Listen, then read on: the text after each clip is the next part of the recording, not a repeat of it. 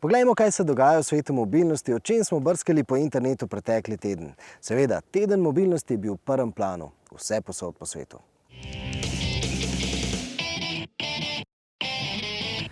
Začnimo torej z nakazovanjem smeri.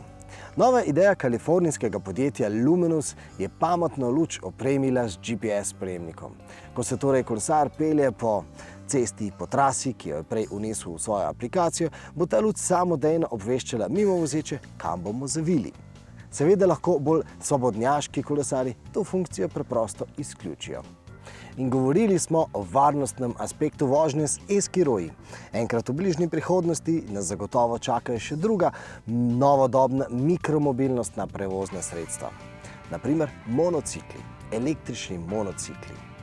In predstavili so tudi že takšnega za terensko rabo z vzmetenjem, ki ima kar 7 cm hoda. Je pa dejstvo, da boste takšen monocikl za razliko od e-skiroja težje odnesli v sabo v trgovino ali pa v pisarno. In to dejstvo nas pripelje do nove pariške analize. Kolesarjenje tam ni postalo samo bolj popularno, ampak tudi bolj tvegano. Namreč kraje koles so nenormalno porasle, za kar 62%. In ko smo pri kolesih, na Kickstarterju se je pojavila novica o inovativno zasnovanem sedežu, ki je za razliko od klasičnih kolesarskih sedežev širši kot daljši.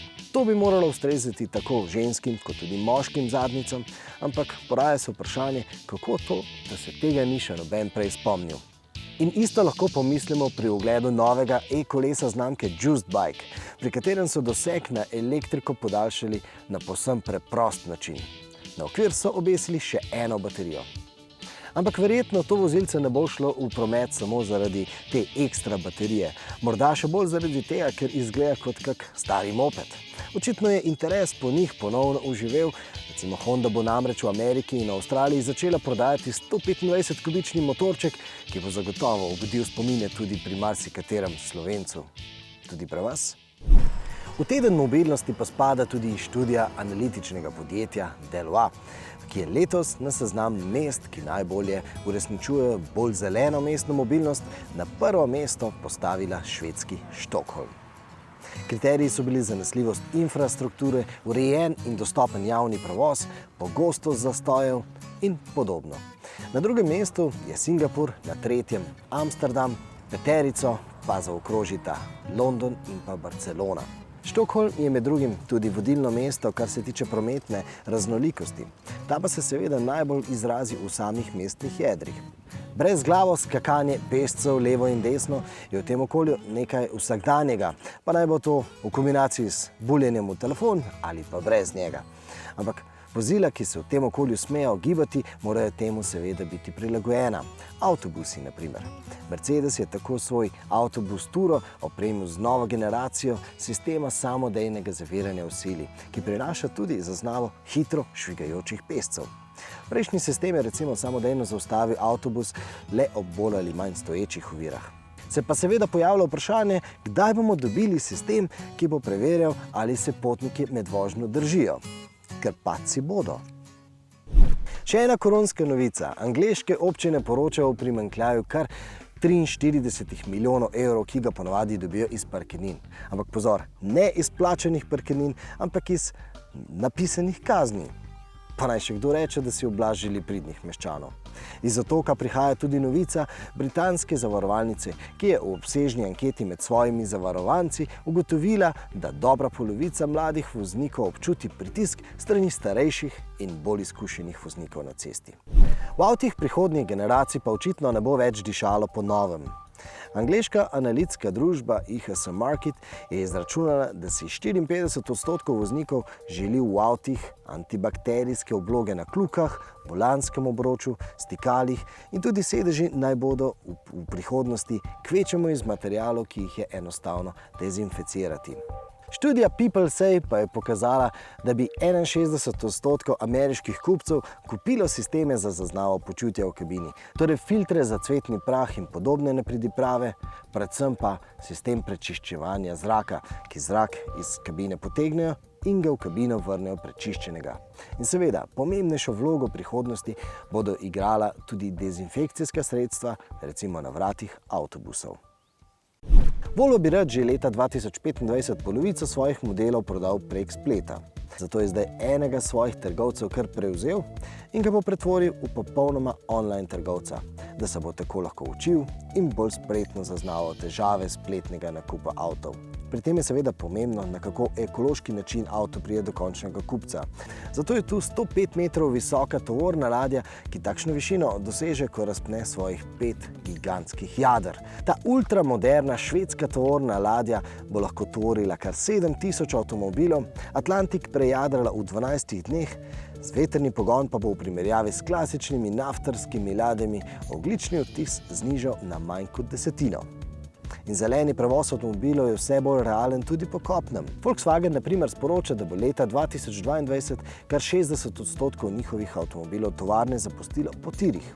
To je izboljšava za dobrih 5%, a bolj pomembno je dejstvo, da bo že prihodnje leto električna energija za njihove vlake v kar 95% zelena. Pojdimo na elektromobilnost. Za avtomobilske proizvajalce je izjemnega pomena, da si zagotovijo domačo dobavo baterij. Se pravi, da ne bodo več odvisni od kitajskega trga. In Francozi pri tem ne želijo biti izjema. Tako so s francoskim naftarjem Total ustanovili skupno podjetje, ki bo proizvajalo baterije. Kot je namignil predsednik Macron, naj bi se jim postopoma pridružil tudi Renault. No in ko smo že pri Renaultu, Uber obljublja, da bo leta 2040 možno rezervirati vožnjo zgolj z električnimi avtomobili. In za razliko od današnjega koncepta, ko vozniki uporabljajo samo Uberovo platformo, Uber vse bolj išče avtomobilske partnerje. V Ameriki je tako sklenil zvezo z General Motorsom, v Evropi pa z Renaultom. Svojim voznikom pa bo pri preklopu na električna vozila pomagal s subvencijami v skupni višini $800 milijonov.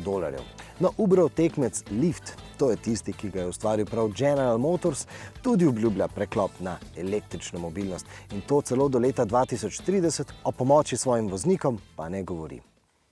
Kalifornijski startup pa želi spodnesti tla Tesli. Oziroma, z drugimi besedami, pristavljajo svoj piskrček navdušenja nad električnimi limuzinami, ki ga je sprožila prav Tesla. Imenuje se Lucid Air, osvojiti pa želijo segment luksuznih električnih limuzin, takšnih za okrog $100,000 in več. Izstopa podatek o polnjenju. Baterije za 482 km boste lahko napolnili v komaj 20 minutah, seveda, če boste slučajno kje našli ustrezno visoko napetostno polnilnico. No, Lucid Air naj bi do 100 km/h pospešil 2,5 sekunde. Ampak v Torinu bodo izdelali 50 primerkov avta, ki pospešuje še hitreje, dokazano najhitreje. Kako hiter je? No, tako hiter. Evo, se že pelje 100 km/h. Na 4 elektromotorji skupno močjo 1460 kW moči zahtevajo gume, ki zmorejo takšno pospeševanje. No, Goodyear ima takšne. Izdelali so jih za prvenstvo električnih dirkalnikov ETCR. Obeta pa se še eno prvenstvo z električnimi dirkalniki. Na odmaknjenih lokacijah, recimo na Grenlandiji, Nepalu in podobnih krajih, bodo dirkali s električnimi terenci. Namen pa je opozarjati na slab vpliv našega današnjega načina življenja. Svojo ekipo v tem prvenstvu bo imel tudi Lewis Hamilton, ki pa naj ne bi dirkal. No, pojem Geländewagen, torej terensko vozilo, pa si glavni oblikovalec moške mode pri Louis Vuittonu predstavlja na čuden način. Maserati se vrača. Osvobojena nad vlade sosedov iz Maranela je družba iz Modene dobila krila. Tako so predstavili klasičen bencinski športni avto z rekordno relativno močjo. 3-litrski V6 z oznako Netono namreč zmore kar 463 kW, torej 630 konjičev. Ob masi komaj 1500 kg pa to pomeni, da ima en konjiček opravka s komaj 2,33 kg.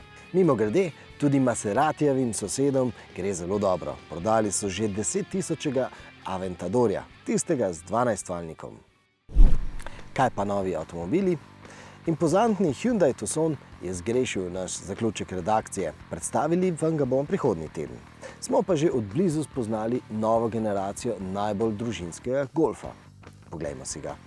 Pri prejšnji generaciji, se pravi pri 7. golfu, je bil golf variant, se pravi karavanski golf, samo Golf z nahrbtnikom. Pri 8. Golfa variantu pa so več pozornosti namenili potnikom na zadnji klop. Zanje so po novem namenili dodatne 4 cm. In seveda prtljažnik v novem 8. Golfu ga je za 611 litrov, kar nekako pomeni, da lahko takšen velik potovalni počitniški kovček takole po višini pospravimo. Seveda pa to ni klasična različica Golfa variant, gre seveda za Golfa Alltracka. Se pravi, tistega Golfa, ki je od tal oddaljen za 2 dodatna centimetra. Ampak če smo do zdaj takšne avtomobile povezali predvsem z dizelskimi motorji, no, pri novem Golfu Alltracku, pri Volkswagenu pravijo, da seveda dizel še vedno lahko dobite, ampak nekako so za ta avto ukrojili tudi njihov bencinski TSI motor, tistega, ki ponuja 190 konjičev, seveda v kombinaciji z avtomatskim menjalnikom DSG. Golf variant bo pri nas sredi novembra, ta teden pa se je pripeljal Fiatov 500 s hibridiziranim motorjem. Seveda, gre za kvazi hibrid, ki bo svoje prednosti kazal še zlasti v mestu, se pravi tam, kjer je Fiat doma. Ampak odpeljali smo se tudi v Torino in tam preizkusili povsem električnega Fiata 500, ki pa v resnici ne prinaša samo drugačnega pogona. No, vi kliknite in si ga oglejte, mi pa se medtem že lotimo novičk za prihodnjo sredo. Se gledamo.